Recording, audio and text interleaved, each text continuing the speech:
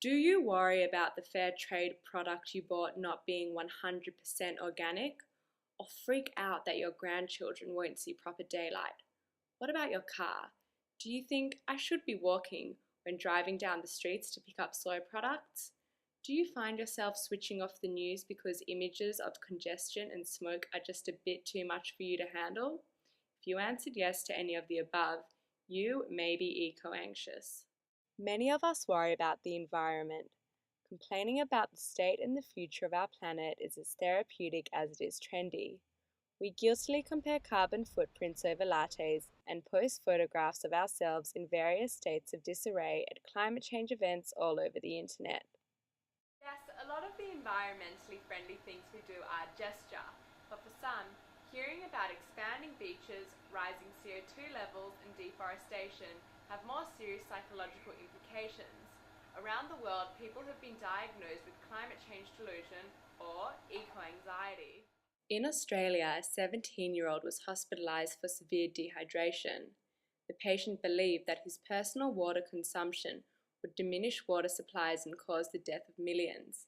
In England and America, women have sterilised themselves to ensure that their potential offspring would not contribute to the world's climate change problem. A new study published by the International Journal of Mental Health Systems says that a quarter of Australian children are so troubled about the state of the world that they honestly believe it will come to an end before they get older.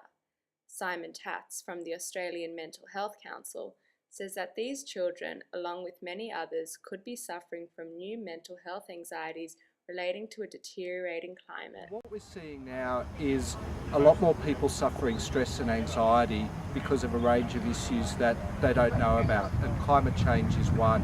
It does create fears and some phobias in people, and it's quite possible that as climate change worsens and we have more situations, that people will experience more anxiety and more worry and concern about issues related to environment and eco issues. These environmental worries control the day-to-day life of Madeline Davey, a geography student at the University of Sydney. I'm vegetarian, ideologically, and I don't drink dairy. I don't consume dairy at all, only soy. I only eat free-range eggs. I buy a weekly train ticket because first of all, I don't drive for ideological reasons, and it also saves paper to buy a weekly ticket. I don't use plastic bottles ever. I've got my own water bottle which I use.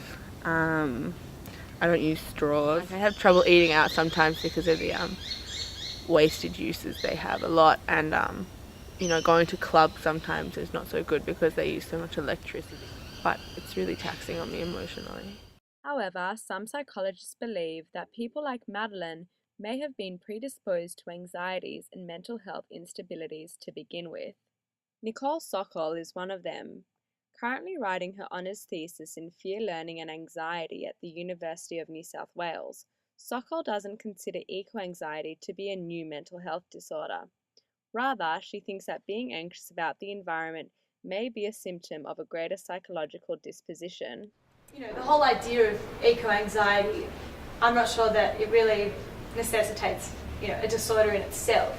I think maybe someone that's already anxious or vulnerable to becoming anxious, climate change and issues to do with the world's environment would just be one example of something that might cause anxiety symptoms for the person. Like to use the term anxiety disorder to refer to climate change anxiety, might take away from the fact that people with anxiety disorders have really, really serious problems, and it really does interfere with their daily life.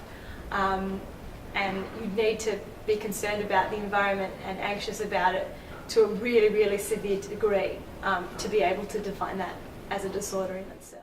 While almost 1 in 5 Australians have experienced a mental health disorder and the climate is warming by up to 5% annually, perhaps it is not surprising that people are getting more serious about the state of today's environment.